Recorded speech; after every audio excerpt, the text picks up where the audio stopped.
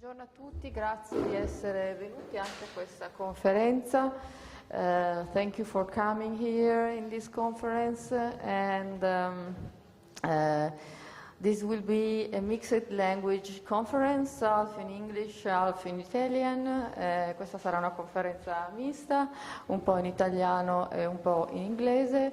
Perché insomma, come dicevamo con Alan Shapiro ieri, è bello anche avere queste conferenze multilinguistiche, so it's nice also to have a mixed language, a new global situation in which everybody speaks their own language, and maybe, yes, the reason is that this year, unfortunately, we cannot have the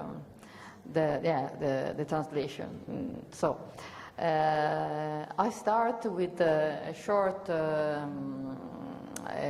introduction about what is the issue of this conference. And the conference, it's about a manifesto of a smart city, and it's a kind of focus of the whole festival, because the Smart City Manifesto is driving to an open city manifesto, and when we are thinking about how we can face this issue, we understand that we need really to understand more about what is a smart city, and a lot of questions arise, and we think that there is not space, or was not, especially in Italy, but there is around the world, and Simone will speak about, I'm sorry, I didn't present the people, but I will do later. Okay, I know I'm Simona Lodi, the art director of Share Festival. Sorry, Bruce Sterling. Okay, and Simone is a journalist and a researcher. That's short. So Simone will give you an example around the world and what is will work and what is not work, and so it will be help to a starting point for the discussion.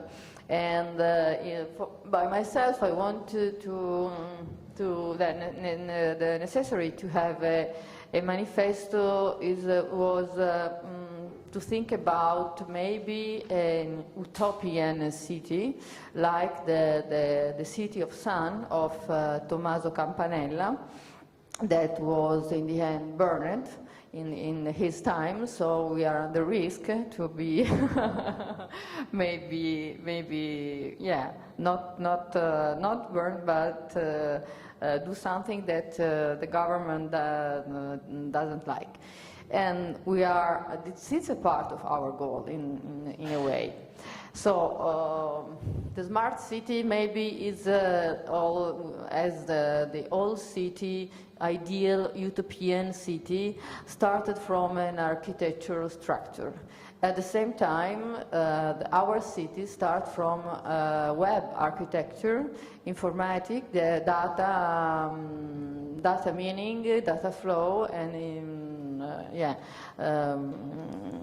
software infrastructure. So we substitute the wall. These images is the description of the city of the sun, that is many wall around, and in this wall around was written all the knowledge and the learning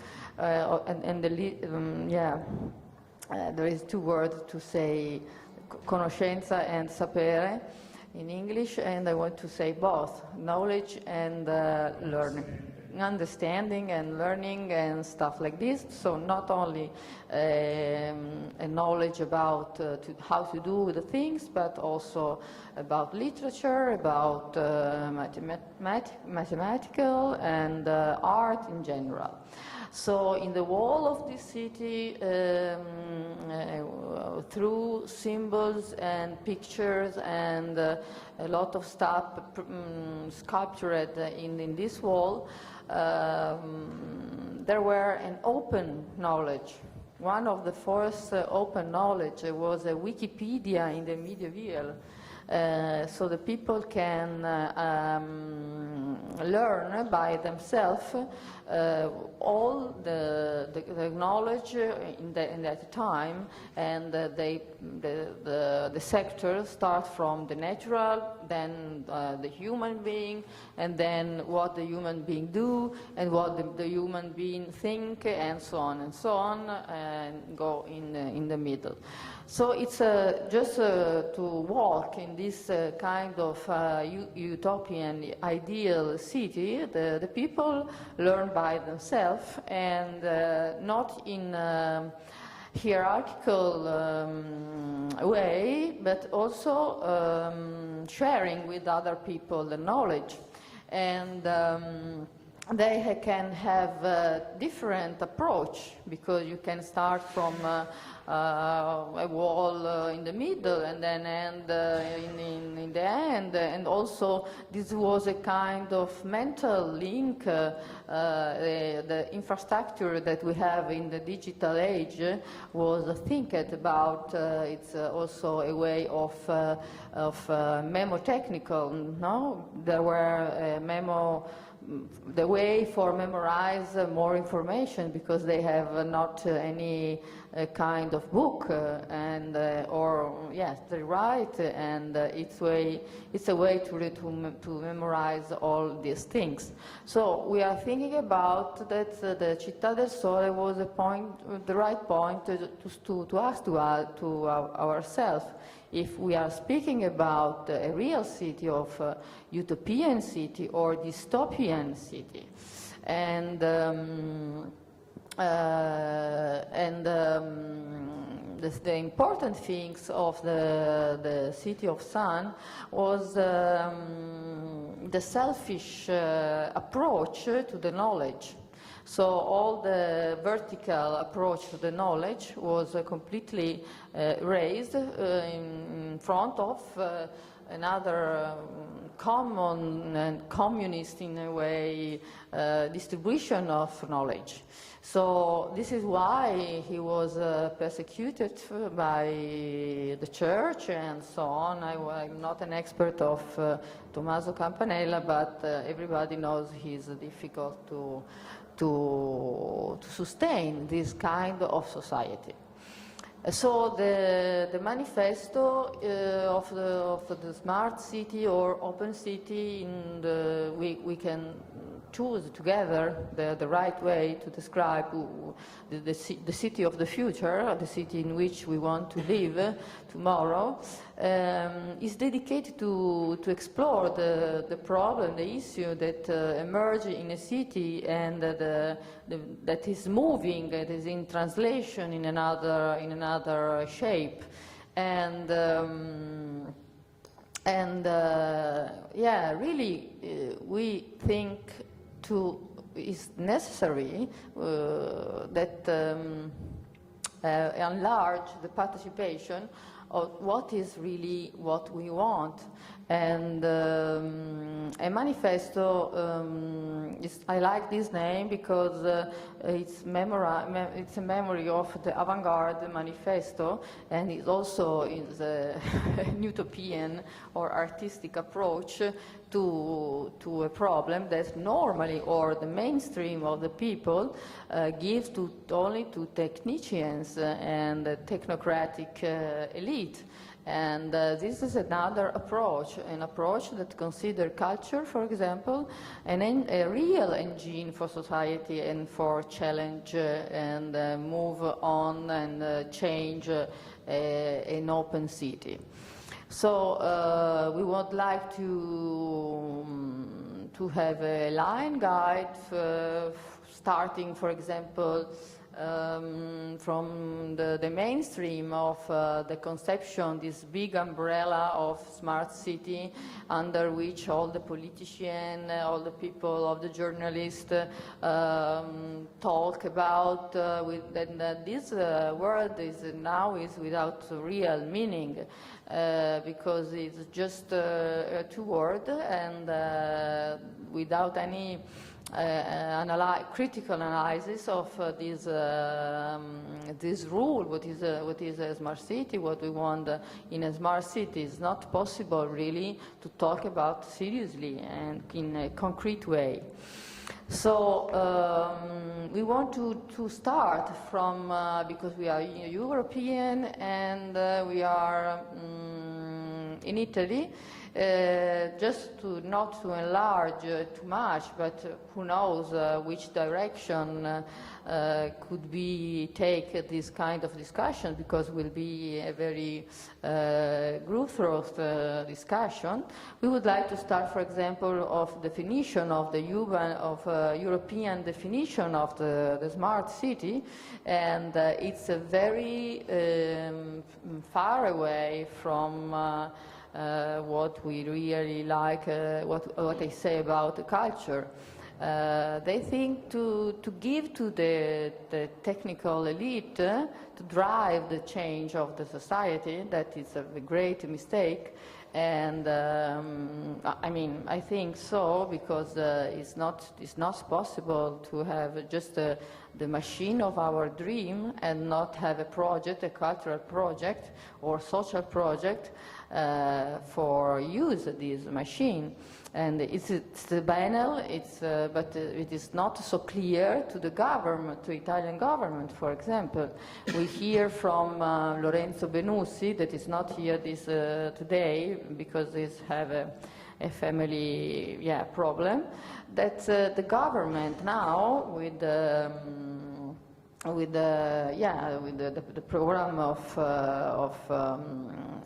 the agenda digitale, digital agenda, they gives only a team of experts that are technical drivers, and there is not any connection with the real society and with the cultural people. I mean, this is a big mistake, because our minister comes from the Polytechnicos. He's a great person, but he's an engineer, and this approach is very dangerous, because you can really build a utopian city that doesn't work, because you're not involved in a direct way the people. So we want to let grow a debate peer-to-peer and talk about this kind of problem. The way to do this will be little by little built by us with the wiki, and this is the launch of this idea. And in this wiki that is starting in a not official way, because we are starting, when I say we, I say the people involved around the Share Festival, informal way how to construct the right tools to have a discussion, real discussion. And then after, I don't know, sometimes some invitation, it will be open to read and to comment the issue inside this wiki. We will sum it and do 10 points. That is not more than 10 points. See, if not more than 10 points, it's a book. We don't want a book. We want something that can suggest to the government a vision, fundamentally. A vision of what will be an open society, an open city. So this is the first step, and from Italian and English I lose my point.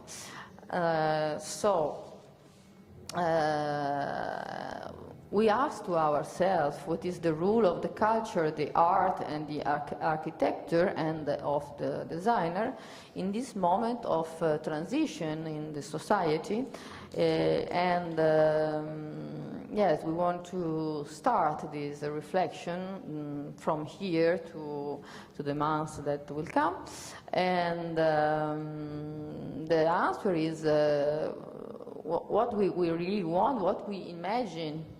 Just imagine, and it will be nice also to have the manifesto and have a comment from the manifesto, because it is a proposal and is not a law like a government is doing, and it's come from the real society. So this is a start that we don't have in Italy, but we have a lot of law that are approving in this day by the parliament.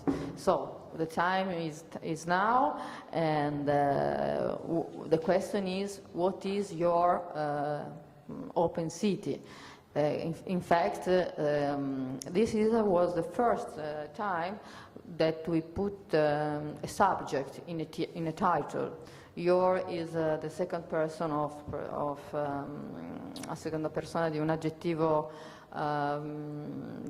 possessive. No, I don't know what is the English for this, but it's indicate a subject that is you, that is me, that is him, that is us. And it's a great change for us, because we have a really goal, and not only to debate in an intellectual way, theoretical way about an issue. We have a mission now, and we want to share this mission with you. So I don't know who will want to speak. I finished my introduction, and who. Okay. Yeah, okay. So, a manifesto for a smart city. Great idea. I think it's happening anyway. People are using technology in cities in the same way that they do in their homes and in the national level, and it's going to affect cities. And it makes some sense from the point of view of a city administration, because they can see that it intensifies their connection to the population and maybe allows them to do a more efficient job. And it may be that a city is actually an ideal scale for deployment of technology of this kind. But if you were here 2 days ago when I was talking about Alan Turing and artificial intelligence, you'll know I don't like artificial intelligence, and therefore I don't like this word smart. I think if you say you're going to do something smart, it actually shortcuts the necessary debate, because it's either smart or it's stupid. There isn't a way to say, okay, this is smart, but something else isn't smart, or this is smart but in the wrong way, or this is smart but in a way that isn't going to work, right? I mean, it's a technocratic, rhetorical maneuver to shut down debate and say, well, of course we must be smart, so we must do this. So I want to tell you a cautionary story about this, and I think it's like an amazing story. It's just it's a great contemporary tale. And it's about a piece of smart software that was used in the American political campaign. How many people in this room have heard about ORCA, O-R-C-A? Is there anyone here who knows what ORCA is? Besides the senor. Okay, 2 of you? Good. Because I'm going to tell you about ORCA, and it's a horrible story. Okay. So, we had a political campaign in the United States between the president and the contender, Mr. Romney. And the president has an electronic get-out-the-vote software system. You know, it's very much a smart city piece of software. He's from Chicago. He's a community organizer. He organizes communities, mostly of minority voters, to go out and vote. And in order to do this, you have to divide up the responsibilities, get precinct captains to go out in the city, go knock on the door. Did you vote, Mrs. Smith? You're supposed to go vote. Here's a car or a bus. We'll put you in the bus. Okay, it's a very simple smart city application. You want the people in the city to go to the voting booth, go in there, give them their voter cards, vote for your candidate, then take them home. You want to know who they are, where they live, if they're on your side, whether they've given your campaign any money. Okay, if any smart city application is going to work, it'll be this. Because that's what the political elite in your city wants. They want to get elected. Of course they're going to get people in the city to go be elected. That's sort of job number one. If they can't do that, they can't possibly do any of their other applications in the city, right? They can't fix the streets, they can't improve the traffic lights, they can't change the water system. The first thing they have to do is take power by organizing the voters. And of course they're going to do it by electronic means. So the campaign of the president, the Obama campaign, had a piece of software called Narwhal.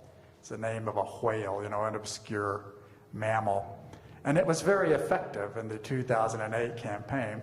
So the Romney campaign did not want to be seen as stupid. They went out and they hired Microsoft to build them a counter get out the vote smart city piece of software. And it was called Orca, because Orca is the killer whale. It's the kind of whale that kills and eats narwhals, right? And they spent much more money on this and hired much better people than Obama did. Obama actually used very simple technology, kind of resilient, lots of paper and pencil, nothing too elaborate. Whereas the Orca campaign was very sophisticated, and it was involved in web apps and so forth and so on. So what actually happened? Well, the Romney campaign went and found 30,000 people, precinct captains around the United States, who were volunteering for the Republican Party and ready to go out and round up the voters and transport them over and make sure that they voted, mark them off the list and so forth. And they gave them all access to this Orca program. But they didn't want to test it first, because they knew that many of these people are actually spies. I mean, people who volunteer for your party are commonly plants. They're political operatives from the other people, and they were afraid of a hacking attack, right? I mean, you can't just make something open, especially something that involves giving people political power. If it's open to you, it's going to be open to your adversaries. And they're going to find out methods to exploit what you're doing and perhaps damage or limit you or pull some kind of dirty trick. So they never tested it. They just rolled it out on the first day. In fact, they sent out email to these 30,000 people and said, here's your complete instruction manual. It's 80 pages long. Print it out tonight and take it to the polling place. Okay, many people didn't have printers, or they weren't in the place where they were supposed to go, so that didn't work. Then they told everybody that it was an app, but it was actually a web app. It was something on the internet that you accessed with the phone. So many people went to find it on the App Store. Is it in the Apple App Store? Is it in the Android App Store? Perhaps it's in the BlackBerry App Store. It's not in any app store. It was actually on the internet as an internet mobile application, but nobody knew that. Then also it was a secure application on the internet, HTTPS, because of course they didn't want anybody to hack it or do a DDoS attack on it. But they didn't tell people that. So many people put in HTTP and tried to get to the app, and they found they were locked out by the campaign's own security. They couldn't get in. Then they were also supposed to register themselves as official voter observers, but somehow that had been overlooked in the original part. So many people took their phones, went down to the precinct, and were thrown away by the people running the voting campaign. They had no legal right to be in there. People had forgotten to register them. It had simply been overlooked, and nobody had double-checked it. So the campaign ended up wasting time, 30,000 of its best volunteers. All of them could have gone out and found many, many Republican voters in swing states, perhaps even swung the election. They spent hundreds of thousands of dollars on this piece of software, mostly because they knew that the opponent had one and they didn't want to look stupid. But they, in fact, made themselves look very stupid. I mean, they did tremendous political damage to the campaign. And, now a scandal is breaking out because, naturally people on the right are starting to blame this piece of software for Romney's loss. They don't want to confront the other issues. It's much easier to say, oh, the campaign failed. There was a bureaucratic distraction of some kind, and so on and so forth. But these are the things that are really going to harm the smart city. It's going to be things like that. It's going to be bureaucratic oversights, apparently small failures, failures to test things on the small scale and release them later. The design problems that are already present on the web and in mobile applications are very severe, and they don't mesh exactly with the needs of the people who want to do these things on an urban scale. So you're going to see many, many efforts where people attempt to do this in a way that makes sense politically but doesn't work technically, because they're just not the same thing. The interests of people in a political campaign don't mesh exactly with the people who are trying to do a website or an open Wikipedia or whatever. So these are where the real debates are going to emerge. And I'll give you a good example of one that's happening right now. In London, they've decided to build tunable street lights. Great smart city idea. Just go out, when nobody's there, to dim the lights. You save energy. It's sensible, you can lower taxes that way, people do show up, the lights go back on and so forth. Okay, who can't like this brilliant high-tech idea? Well, the people who run these lights, these city urban light workers, use iPads. It's an iPad application. All right, now the city's lights are tunable through Apple software. Apple is running these lights. It's like London's Apple lights. Okay, that's not the same as London's internet lights or London's open lights or open source lights or anything else. So people are immediately arguing about this. Why are you giving the city workers iPads? Well, they're cheap and they work. And people use iPads for all kinds of other things. Don't we trust Apple? Well, nobody ever voted to trust Apple. Why is Apple running London's streetlights? Who would be trusted? IBM, smart cities, Google streetlights. We're not evil. Amazon streetlights, Microsoft streetlights. Microsoft built this thing for the Romney campaign. They didn't test it, but they built it. You're going to have to make decisions of this kind. It's not just enough to say that it's going to be smarter. Somebody actually has to make it smarter. And then somebody has to interface with it. Of course the people running the lights want the iPads. They love iPads. They're consumers. They went out and bought the iPads. They don't want to do some open source version of some very specialized, annoying, politically correct internet philosophy version of how to run a street light. They just want to go turn on the street lights and turn them off. Okay, that's where the struggle is going to come. And we're going to see lots and lots and lots of struggles like that. It's not a simple one of somebody's an engineer and somebody else is popular. That's not what it's about. It's about the way we're actually using these things in real life and what becomes of them. That's going to be a fascinating thing to see. I've been expecting it a long time.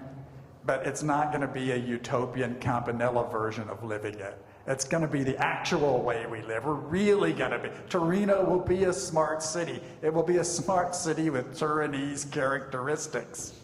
It'll probably be one of the leading cities in this area. You can see it happening already. Of all Italian cities, why not Torino? But that's what your experience is going to be. It's going to be this kind of experience. It's like, I'm running Orca and it just doesn't work. This is terrible. I'm trying to get something elected and I'm having exactly the opposite effect. Or I'm trying to do it in the politically correct way and the people who want to do it are like completely upset. They just don't see that kind of problem at all. All right, that's the part that you really need to work on illuminating.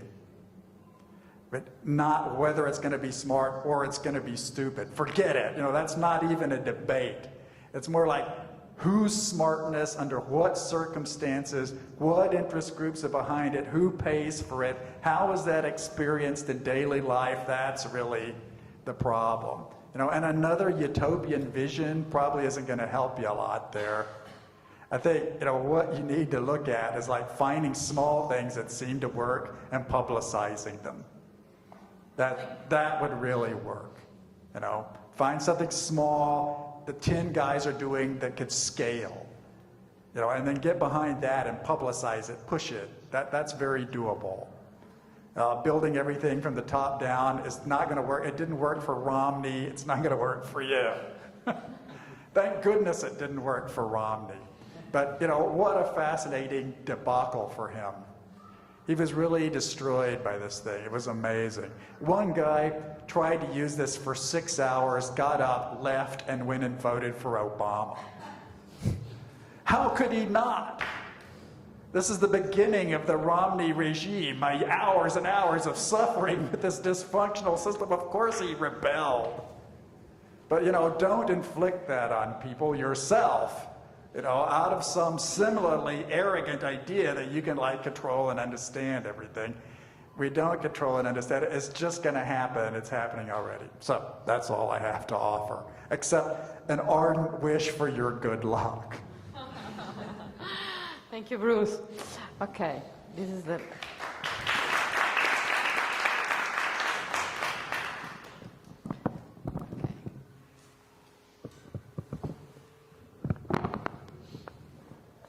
We can use this mic now because it's more near Simone.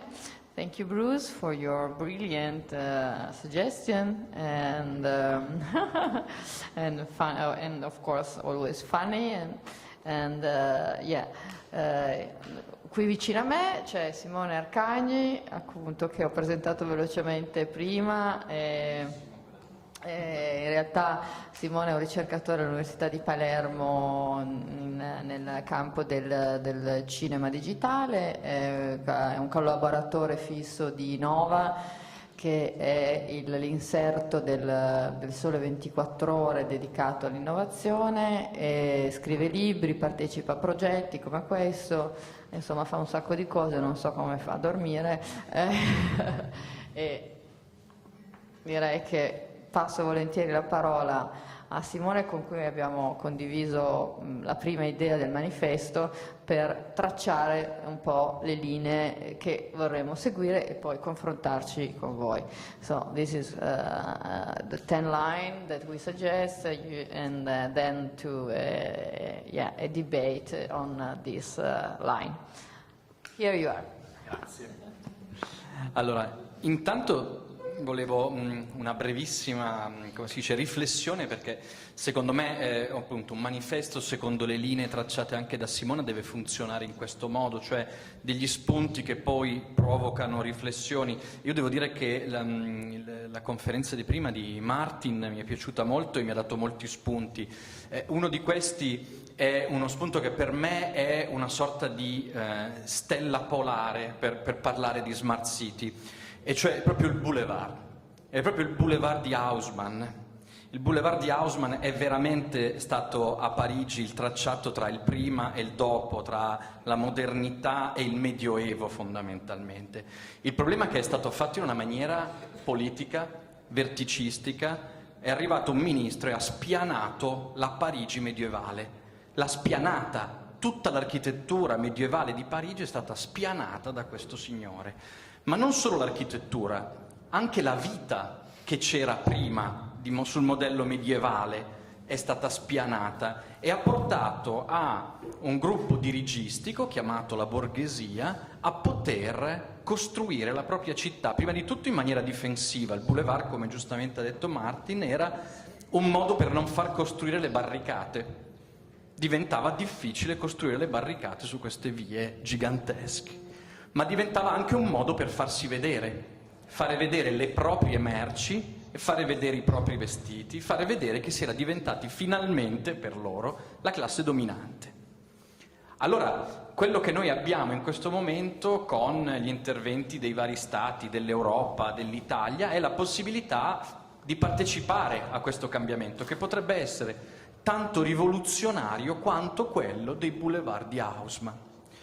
E noi abbiamo queste possibilità che ci sono date appunto dalle tecnologie di oggi, che sono più partecipative rispetto alle spianate appunto di parigina memoria, diciamo.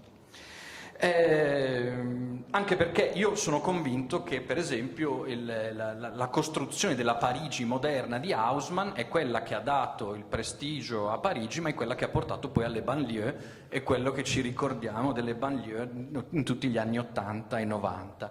Ecco, un intervento digitale oggi, come in alcuni casi di cui si sente parlare, mi fa un po' paura, perché rischia di creare delle nuove banlieue che sono le banlieue tecnologiche. Chi non ha accesso, chi non ha capacità, chi non ha la possibilità di intervenire su queste tecnologie, ecco che viene messo come quei cittadini della Parigi medievale in un luogo di nessuno, in una banlieue, in un ghetto in qualche modo messo da parte. Un'altra cosa che mi è piaciuta molto, ed anche questa è una cosa che per me è fondamentale, era proprio la domanda che faceva, bellissima, l'ho trovata, wait a minute, where are all the people? È vero, where are all the people? Cioè, se mettete su Google, ha ragione, Smart City, trovate delle cose, delle città perfette, bellissime, tecnologiche, incredibili, ma non ci sono le persone. A me questa cosa fa molto paura, perché se ci riflettete c'è un altro luogo dove ci viene propinata una città bellissima, perfetta, sono le pubblicità delle automobili. Perché ovviamente non ti possono dare la fregatura, compri l'automobile e poi stai tutto il giorno a berti lo smog, a fumarti l'impossibile, in coda, incazzato come una bestia, scusate il termine. Non te lo possono dire perché ti devono far vendere invece la miracolosa nuova macchina. E quindi se vedete le pubblicità delle automobili sono tutte persone che arrivano in centro. Addirittura ce n'era uno che parcheggiava in Piazza Duomo e usciva con la sua 24 ore, bello, rilassato. Non è così. Quella città lì non esiste. Allora bisogna fare proprio un processo al contrario per cominciare a disegnare una città sull'uomo, su chi la vive veramente ogni giorno. Pensare a un modello cittadino utopico senza persone oggi è un po', come si può dire, un po' fuorviante, se non in qualche caso addirittura criminale. È anche vero, c'è un'altra cosa che mi è interessato molto, che è stato quello il Novecento ci ha portato spesso a una divisione tra individual e crowd, no? La folla e l'individuo. Beh, in qualche caso, e qua sono contento di parlarne a Share Festival, perché è un luogo che chiama i creativi a dialogare con gli ingegneri, con gli architetti e con i sociologi, gli urbanisti. Ci sono stati dei casi in cui, per esempio, la creatività, alcuni artisti hanno invece cominciato a pensare a dei modelli sociali in cui folla e individuo non fossero due unità per forza in dialettica, se non in contrapposizione, ma potessero essere parti di un progetto urbano. Questo progetto è un progetto del 1970, quindi sono coevo Archigram New York, ed è un progetto presentato a New York, al MoMA, nel 1971, l'anno della mia nascita, poco a che fare, ma volevo dirlo. È un progetto, grazie, di Ugo La Pietra, e si chiamava La città telematica, non so se qualcuno di voi l'ha visto, era un progetto bellissimo. Questo artista va, non lo mettevo in dubbio, va al MoMA e al posto di portare un'opera porta una serie di progetti, di bozzetti per una casa telematica. La cosa bella è che, al di là di aver aver previsto delle tecnologie come il cellulare, come Skype, come i computer, aveva previsto che proprio questo modello comunicativo generalizzato andava a eliminare la barriera tra pubblico, privato, spazio pubblico, spazio privato, individuo, folla, pubblica amministrazione e famiglia, cioè una comunicazione pervasiva permetteva, era un'utopia, era la possibilità di costruire una community, una comunità in cui chi voleva accedeva indipendentemente dal posto in cui si trovava. Quindi uno poteva essere a una riunione da casa propria, poteva essere in una piazza da casa propria o viceversa, poteva partecipare da posti pubblici a comunicazioni private. Quindi ecco, questi modelli sono secondo me interessanti perché ci pongono delle domande, ci pongono delle possibilità da seguire. Io allora ve li propongo proprio come modelli su cui discutere qui o in futuro, dei punti che mi sono venuti in mente leggendo continuamente, che ho portato alcuni esempi, Wired, Nova, un altro numero di Nova, gli interventi che si stanno facendo sull'agenda digitale in Italia, il progetto Smart City, e gli interventi che avvengono su riflessioni. Questo mi ha fatto prima di tutto venire in mente che il progetto che è nato da Simone, da Share Festival, di un manifesto, è importante perché questi interventi sono tutti slegati tra di loro. C'è stato da poco il Festival della Smart City a Bologna, c'è stato un convegno l'anno scorso a Palermo sulla Smart City, ci sono interventi su Wire, su Nova, su altre riviste, e sono come tante voci ma che non riescono a trovare una sintesi spesso. Il manifesto forse è il luogo dove si potrebbe trovare una sintesi di molti punti di vista, farli progredire, farli dialogare e quindi arrivare non impreparati alla questione vera della Smart City. Quindi ho provato a immaginarmi alcuni punti. Per esempio, un primo punto per me fondamentale è l'agenda digitale, che è questo blocco di leggi che lo Stato andrà a fare nel corso del tempo, si occupano fondamentalmente delle pubbliche amministrazioni. Giustamente, forse, lo Stato dice partiamo dalle pubbliche amministrazioni. Il problema è che fare un intervento così, senza pensare che poi le pubbliche amministrazioni sono un'interfaccia in qualche modo tra lo Stato e il cittadino, rischia di provocare più problemi di quelle che risolve.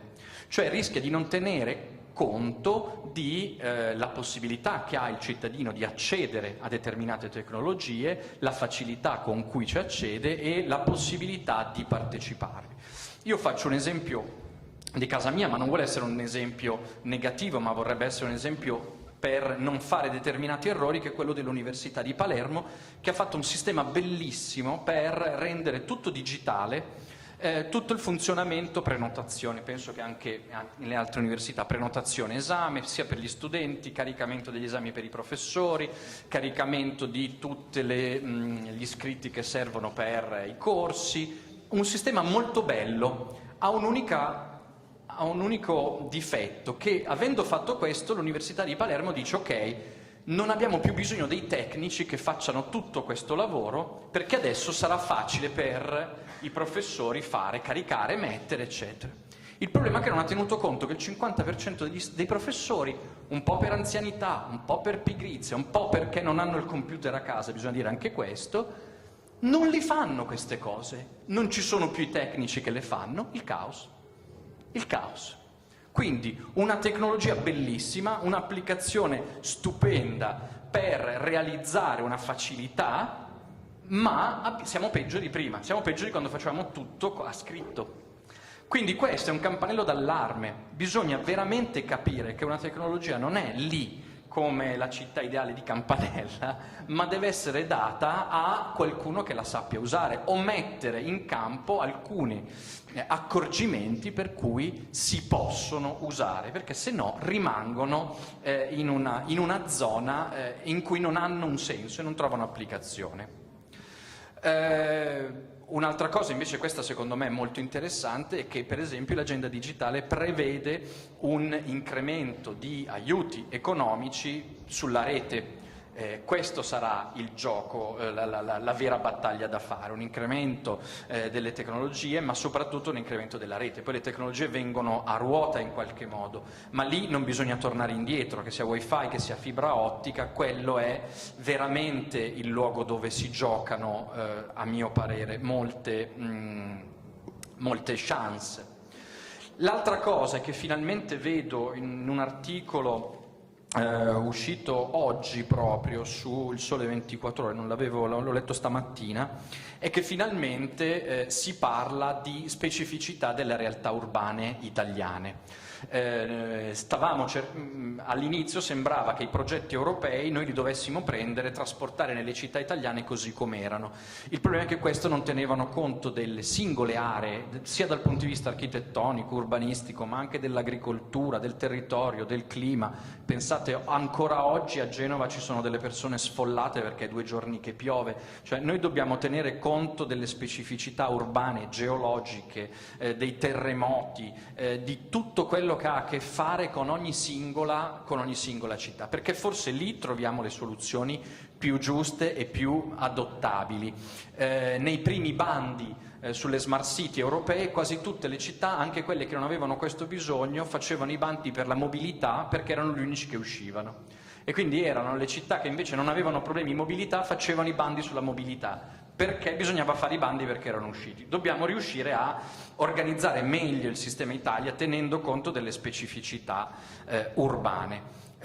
Io per esempio temo che la pubblicità che si sta facendo sulle auto elettriche, per esempio sulle zone 30, siano dei fuorvianti per noi in Italia.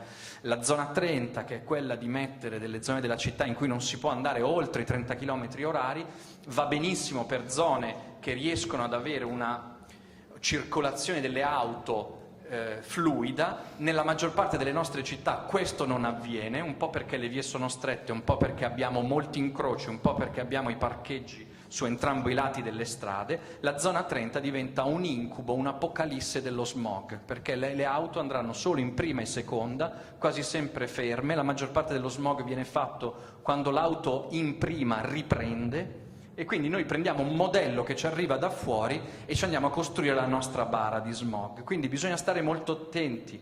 E anche le auto elettriche sta diventando una sorta di mantra, che è come se noi sostituissimo il nostro parco macchine, che è sovradimensionato in Italia, dal petrolio all'elettrico, ma questo non ci risolverà i problemi. La maggior parte delle città italiane sono piccole, noi potremmo fare a meno delle auto, in quasi tutti i centri storici.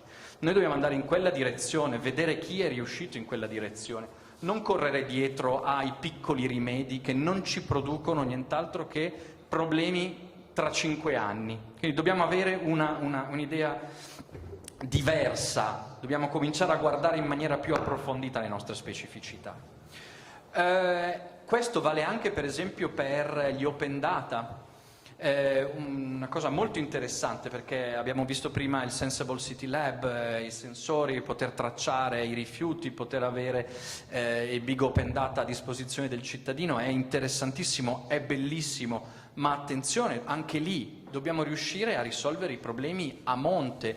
Qui in Italia, ma anche in Europa, abbiamo i problemi sul diritto d'autore, sul copyright, ma se noi non risolviamo quel problema, una volta che abbiamo aperto i dati e non sappiamo se li possiamo utilizzare, ci vengono chiusi, ci vengono censurati, non sappiamo quali utilizzare, le stesse pubbliche amministrazioni non li sanno utilizzare, non sanno quali utilizzare, perché al momento è questo il problema. È una rivoluzione che parte monca, in qualche modo, che parte senza possibilità di svilupparsi. E poi anche lì gli open data verso chi, rivolto a chi. Qui per esempio c'è un secondo me un bel esempio è stato fatto a Settimo Torinese, che è stata la città che per prima ha aperto la sua città, per dire. Tra l'altro si chiama proprio Apri la città o qualche... No, Apriti Settimo, con il gioco su Apriti Sesamo, mi piaceva molto. Big Open Data, ma non dati così. Si è chiesto alla cittadinanza che cosa preferivano, quali dati preferivano venissero prima slegati rispetto ad altri. Poi si sono fatti delle riunioni e secondo me anche lì in maniera molto intelligente dove? Nella biblioteca pubblica di Settimo Torinese. Quindi il coinvolgimento, far capire che il coinvolgimento, la comunità sta prima della tecnologia, non la tecnologia calata dall'alto, tecnocrate o verticale, non Haussmann, e poi dei corsi gratuiti su che cosa significa creare un'app e poi libertà dei cittadini di creare community per crearsi le proprie app sugli open data. Allora qui c'è la partecipazione, c'è la società civile, c'è la biblioteca, c'è la città e c'è la tecnologia, che però arriva non dall'alto, ma arriva come partecipata essa stessa, perché se no, secondo il mio parere, non ha molto senso. Un'altra questione, secondo me, importante è il riutilizzo degli spazi. Abbiamo una serie di spazi degradati, degli spazi non utilizzati, degli spazi informali nelle nostre città che devono essere utilizzati prima di costruire qualche cosa di nuovo. Io sono stato 2 settimane fa in una città a Düsseldorf e ho trovato una cosa molto bella, tutta una serie di costruzioni che di solito erano luoghi per associazioni culturali, costruiti sotto come si chiamano? I ponti delle autostrade. Il cavalcavia. Quei posti che se andate a Milano sono i posti per lo spaccio, per il degrado, per buttare le schifezze. Lì ne hanno fatto delle piccole costruzioni che hanno dato poi alle associazioni culturali. Non c'è bisogno di costruire sempre grattacieli, cioè ce lo mettiamo in testa, non c'è bisogno di costruire sempre qualche cosa, si può riutilizzare, si può riorganizzare il nostro spazio andando a vedere quali sono quegli spazi che non utilizziamo. Si può anche cercare di mettere del verde, qua seguo la giusta cosa che diceva prima Miriam, il verde non deve essere più anche lì qualcosa che viene dato dall'alto come un regalo, il verde è un'esigenza delle nostre città, perché il verde va a sostituire qualche cosa che per esempio le città italiane hanno perso ormai quasi completamente, cioè la piazza come luogo pubblico. La piazza è luogo turistico. Se vedete la foto che ha fatto Martin, l'ho trovata bellissima, di Piazza Castello a Torino, erano quasi tutti turisti. I Murazzi erano turisti. Le piazze sono il luogo del turismo. Piazza Duomo non ci va nessuno a parlare di politica, di società o a dirsi che cosa faremo stasera. E questa è una cosa che in Italia abbiamo perso. Era una cosa molto bella italiana. L'abbiamo persa, però abbiamo conquistato per esempio il Parco del Valentino. Cerchiamo di aiutare questi parchi, perché lì ci sono veramente gli stranieri. Che cos'è una città? Giustamente il posto dove ci sono gli stranieri. Gli stranieri non vuol dire soltanto chi viene da fuori, ma chi ha uno sguardo da fuori, chi ha uno sguardo diverso, chi partecipa a comunità diverse. Allora su questi noi dobbiamo creare, per esempio, dei punti di incontro. C'è anche un altro dato che io trovo interessante per riuscire a parlare di città oggi in Italia, perché città è un termine che veramente da Tommaso Campanella a oggi ha delle definizioni diverse. Abbiamo visto nell'incontro con Martin, è stato citato Berman, potremmo citare molti studiosi che cos'è la città. Ci sono dei dati su cui io non sono d'accordo, invece all'interno di un articolo secondo me bellissimo di Carlo Ratti, che era su Wired. Carlo Ratti dice, all'inizio si pensava che le comunicazioni, le tecnologie avrebbero spopolato le città perché ognuno da casa poteva fare il telelavoro e la città sarebbe rimasta un luogo chiuso. Invece i dati ci dicono che dal 2008, per esempio, la popolazione urbana è aumentata e ha superato il 50% della popolazione in tutto il mondo. È vero, ma il sillogismo non funziona, perché se andate a vedere bene i dati, non è vero che sono aumentati i cittadini nelle città dove ci sono maggiore tecnologizzazione. Sono aumentati i cittadini in città come Nairobi, a Johannesburg, in città del Sud America, dove il tasso di digitalizzazione è basso. Non è vero questo sillogismo. Quindi bisogna stare attenti. Per esempio in Italia puntare tutto sulla città, intesa come città muraria, è sbagliato. Noi dobbiamo puntare, e devo dire che questo la Digital Agenda in qualche modo lo ha detto, su per esempio le macro regioni urbane, le zone urbane. C'è uno studioso che tra l'altro è torinese, che è Berta, che è da 20 anni che dice che dobbiamo cominciare a pensare a Milano, Torino, Venezia come a macro zone urbane. Perché la città del futuro è lì. La città del futuro è in quella che in Italia è uno di quei luoghi che è sempre stato molto bistrattato, la provincia. È lì che vai a costruire il nuovo legame urbano, perché, come si può dire, è quando tu riesci con delle comunicazioni veloci, con delle comunicazioni efficaci, riesci a far vivere le stesse opportunità della città a chi vive a Brescia, a chi vive a Pavia, a chi vive a 20 chilometri da Torino, che hai creato la vera città nuova, contemporanea italiana. Non a chiedere di intervenire tutti in città e poi hai tutte queste zone informali come i ghetti dove vivono gli zingari a Roma o quelle nuove favelas che si stanno costruendo anche nelle nostre città. Perché noi non lo diciamo mai, sembra che questo è un fenomeno solo americano o solo delle banlieue parigine, ma ci sono anche qua nelle nostre città. Questo è l'incremento urbano, se pensiamo alla città solo come cinta muraria. Ma se cominciamo a pensare a delle macro zone urbane in cui le possibilità di comunicazione, le possibilità di partecipazione e tutti quei vantaggi che è vero la città può offrire, beh, a questo punto possiamo veramente pensare al territorio italiano in maniera nuova, più responsabile tra l'altro. Io da questo punto di vista uno dei progetti che sembra non avere nulla a che fare, ma che io trovo migliori sulle smart city, è un progetto di Stefano Boeri, che è stato fatto, si chiama Sao Paulo Calling, è stato fatto sulle favelas. Cioè, non più dire quelli delle favelas, ok, questa è una zona di transito, vedrete che conquisterete anche voi la città, no? Il progetto degli anni '80, degli Yappies, Bright Light Big City, no? No, le favela stesso possono essere dei luoghi positivi. Basta ripensarli in maniera intelligente, basta ripensarli in maniera duttile, efficace. E questo secondo me è uno dei modelli vincenti. 5 minuti. Allora, ve li faccio velocissimi. Uno è che la città secondo me li fanno i cittadini. Non le fanno né le architetture, né l'urbanistica, né Haussmann, né le tecnologie. La seconda cosa è che bisogna dare delle priorità. In questo momento il modello di Reggio Emilia, per esempio, per l'Italia secondo me è il migliore, perché ha dato delle priorità: scuola, ricerca, sanità. Queste sono le priorità, tutto il resto a cadere. Sono tutte priorità che, se fate ben conto, scuola, ricerca, sanità, hanno a che fare con i cittadini più di altre. E l'ultimo punto, secondo me, importantissimo, è pensare a una progettualità lunga. Non possiamo essere noi come cittadini in balia delle tecnologie come lo siamo come consumatori. Il cittadino non deve essere uguale al consumatore. Se il consumatore è in balia ogni anno del software nuovo, della cosa nuova, dell'iPhone nuovo, della roba nuova, la cittadinanza e quindi le pubbliche amministrazioni non possono essere soggette a questo trattamento in qualche modo. Dobbiamo pensare in lunghi termini, bisogna pensare in lungo periodi, soprattutto per quanto riguarda la sostenibilità e la possibilità vera di avere delle tecnologie efficaci. Spero che poi si possa su questo discutere punto per punto. Grazie dell'attenzione.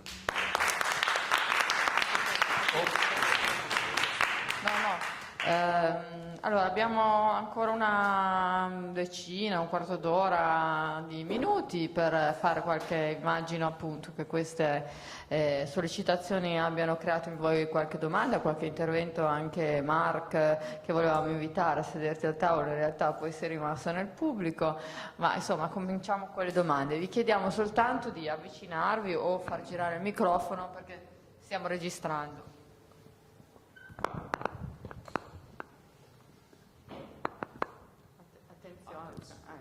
Italiano? Italiano. English. Ma come? No, please. Yeah. Your Italian should be very good now. Ok. Io vorrei seguire la suggestione che ha dato Bruce, perché secondo me, anche alla luce di quello che abbiamo ascoltato anche con l'altra relazione, noi siamo in una posizione di dover fare delle grandi elaborazioni, non possiamo più permetterci di appendere la nostra vita a un vocabolo smart. Ha ragione Bruce, questo significa tacitare ogni dibattito e ogni sforzo elaborativo. Allora do il mio contributo da questo punto di vista. Se partiamo dalla città del sole, così come l'hai mostrato tu Simona, allora mi viene di pensare che la conoscenza implicava che uno doveva uscire nella città fisicamente per leggere cosa c'era scritto sulle mura della città. Diciamo che la conoscenza all'epoca era un qualcosa che si acquisiva esternalizzando, se mi consentite il brutto termine, cioè andando fuori a prendersi la conoscenza. E in qualche modo è così anche oggi, devi andare all'università, cioè dal punto di vista istituzionale tu la conoscenza la prendi fuori e la porti dentro. Ma questo paradigma è cambiato radicalmente, e cioè si è capovolto. Noi possiamo stare attaccati a uno screen, no? O a casa o in riva al mare, e quindi la conoscenza non ci obbliga ad uscire fuori. Ma questa ha un'implicazione ancora più bizzarra. Ma allora cosa serve la città? La città può servire soltanto per divertimento? Potrebbe anche essere. La città deve servire soltanto per gestire i conflitti? Può anche essere. Ma possiamo immaginare una città che ci serve soltanto come teatro, come stage per flash mob o per conflitti? È questo che dobbiamo elaborare, non possiamo soltanto dire di no. Che cosa proponiamo? Perché oggi io vedo esattamente questo, perché anche l'idea appena citata da Simone Arcagni, citando Berta, che io seguo moltissimo, eccetera, eccetera, ma cosa ci andiamo a fare se è vero questa premessa, cosa andiamo a fare in provincia? La brutta copia è quello che non facciamo più in città, cioè voglio dire, il problema è di tipo epistemologico, cioè dobbiamo andare alla radice del problema, e chi lo fa? Nessuno. Non lo fa nessuno, non lo fanno le istituzioni, men che meno lo fanno le Google, le Amazon, perché hanno altri obiettivi. E allora veramente è una vox clamans in deserto, perché questo manifesto ben venga, però non vorrei che fosse, come diceva il mio professore di filosofia, un conato sterile, perché o partiamo da questo presupposto, cioè che c'è una grossa elaborazione da fare, altrimenti non andiamo da nessuna parte. Sì, avremo le luci che accendiamo con l'iPad, avremo tante bellissime altre cose, però il famoso cittadino che non deve essere consumatore resta uno slogan, poi se non lo riempiamo di contenuti. Grazie.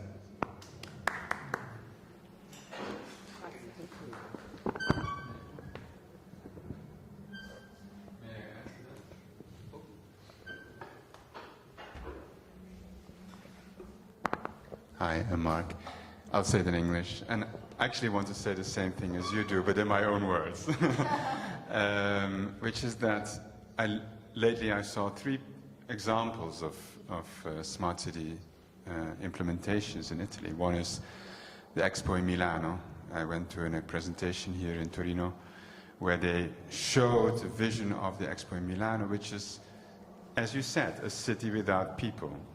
A city without Milan, actually. And I recommend you to watch the video. The same thing is happening here in Torino, which is that there has been a lot of discussion about, on the one hand, the technological approach versus the more human approach, human, social, cultural approach. Now, the technological approach has won. The third example is our own company. I'm a partner in a company called Experienza. We have been trying to have an impact on the smart cities debate in Italy. No way. We failed. We didn't have an impact. Part of it is probably our fault, but we couldn't really change that debate. So my question, adding to your question, is what is it that you can do to make change happen? And what is the role for all of us, and what is the role specifically then for this manifesto? Thank you.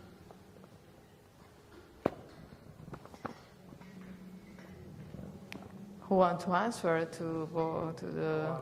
I'll be thrilled to answer. Yeah, maybe Simone. Okay. Sorry. Okay. No, I won't be killed. I'll be thrilled. Use this one. Okay, let's try to be realistic about Torino's prospects as a smart city. All right, if you were really a technocratic city, you would have skyscrapers.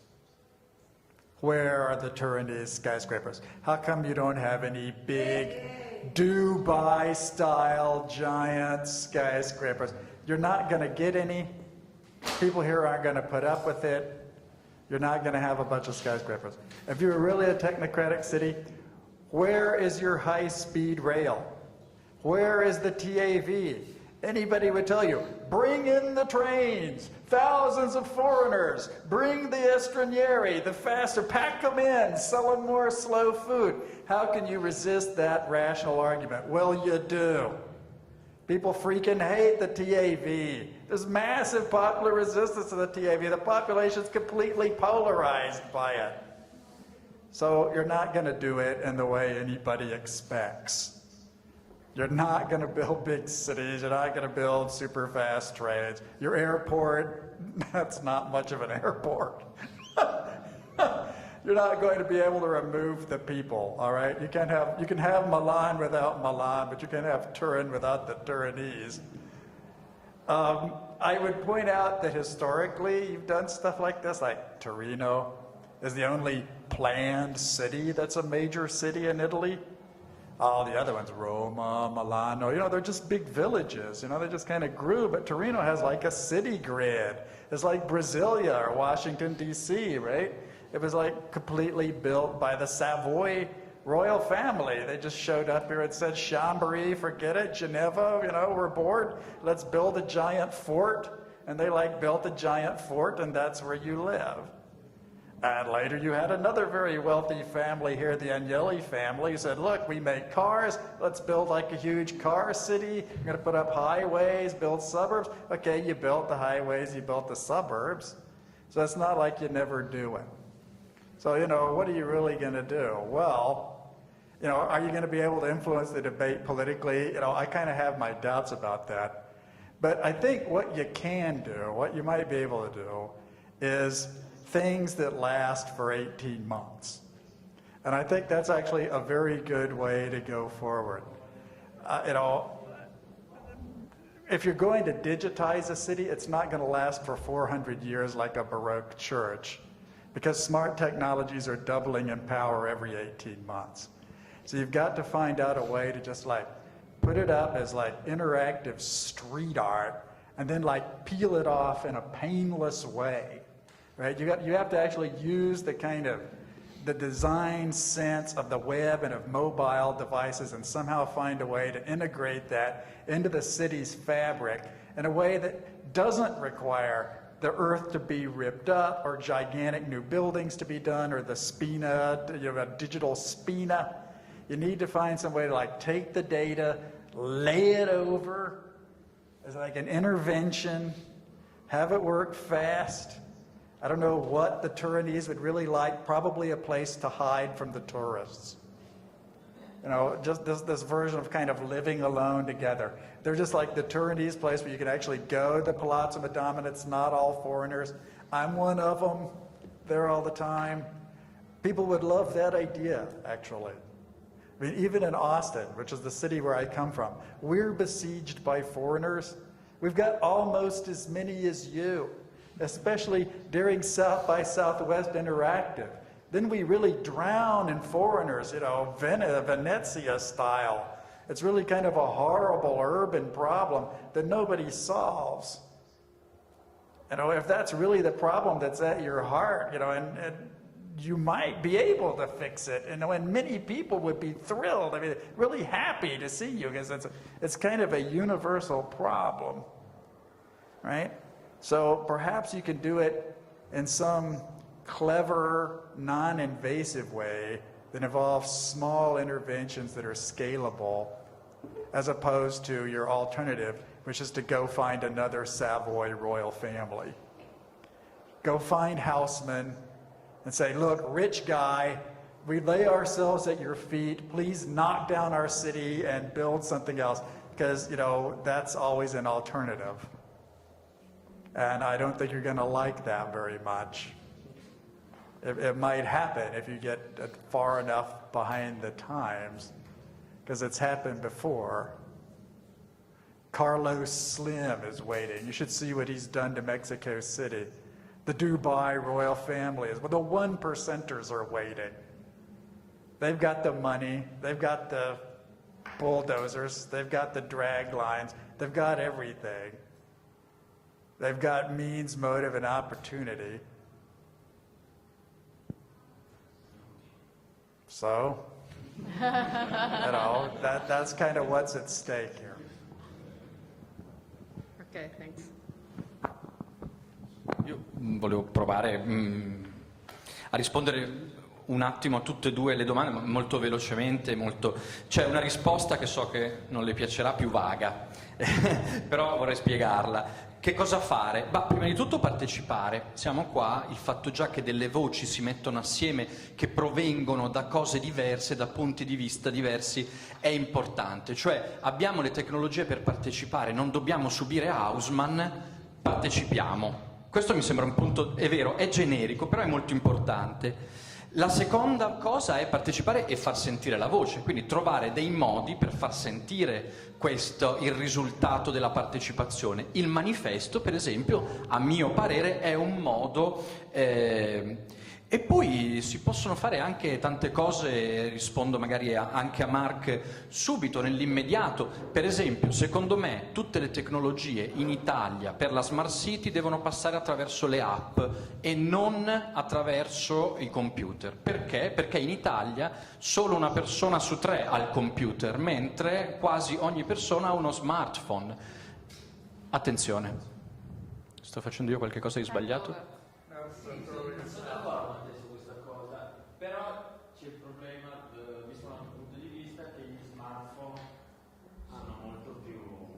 Va bene, d'accordo, sì, sono d'accordo.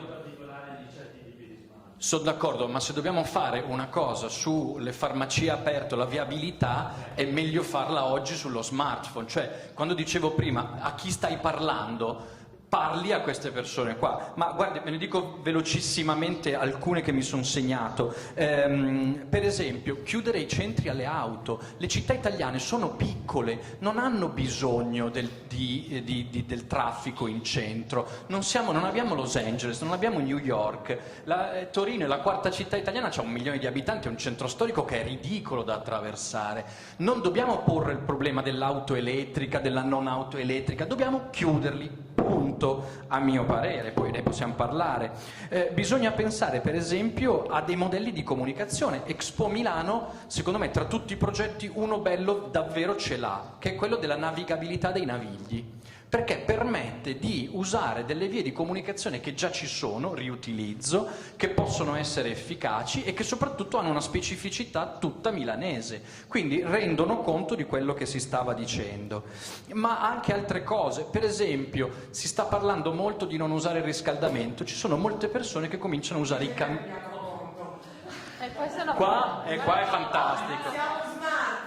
Sì, ma ci sono molte persone che pensano che il camino sia un risultato smart, senza sapere che in città i camini aumentano la pollution molto di più dei riscaldamenti. Quindi bisogna che la comunicazione arrivi. Deve arrivare, perché se no facciamo delle cose sbagliate. Gli anni di smaltimento di un pannello solare sono 20. Gli anni in cui un pannello solare dà un aiuto a livello economico e di sostegno sono 20, cioè va in pareggio. Bisogna dirle queste cose. Allora, partecipare. Che cosa fare? Cominciare a fare delle cose punto per punto, Il pannello solare aiuta, non aiuta, è veramente utile? No. Le auto elettriche, piuttosto che non andare, la zona 30, le applicazioni, di punti su cui essere operativi subito, secondo me ce ne sono molti. Io me ne sono segnati qua 5-6 al momento, ma secondo me ce ne sono molti e questo si può fare. We can do it. Mi dicono di chiudere. No, c'è ancora una domanda. Miriam. Ci sta?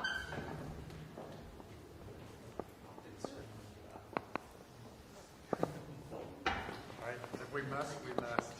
No, I mean, one question more. Yeah, with my Miriam. Okay, I liked Bruce's comments very, very much. Sorry, my English is not good enough to have been able to follow everything Simone said. But especially this idea about the shininess of the technology and versus the hacking and the messiness. Like if we look at the images of the smart city, there's not only no people, but also all the city is very shiny and slick. And who can build this city? It's the big corporations who can design this kind of complex, shiny architecture. It's the construction companies. So I want to very much ask, again, who will be the smart people, and whom do we consider the smart people? Who became the big corporation heads because they're so smart that they can have big companies and build these shiny cities, what is smartness, and is there a contradiction between if we want to have the smartest people that build our smart cities and participation and democracy? Because not everybody is what we consider smart. There are also stupid people in bad words. So if we want to have a city that is for our people and is built and made with the participation of our people, is smart the wrong word? Because it is very quickly associated with an elite and with something very perfect. But don't we need a messy city that is more easy to be rebuilt quickly by everybody? Everybody can get involved. Maybe also I would have loved to see that the discussion around the smart city connected to technology would have appeared 10, 15, 20 years ago, when technology was messy, when technology was more open. If we look at our gadgets nowadays, they are so shiny, we can't open them, we can't hack them, and they get more and more closed. So we are more and more treated as fake participants. Like in the whole commercialization, and of course it's distributed to more people have access. But also we are more treated as consumers of this technology.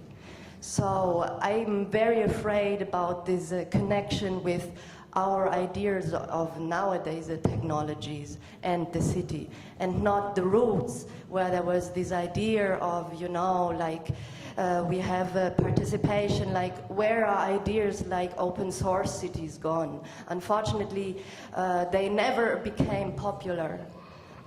They developed 10 years, 12 years, 15 years ago. Well, I can promise you that there will never be cities as shiny as these utopian cities in smart city fiction. Okay, that's just a science fiction fable.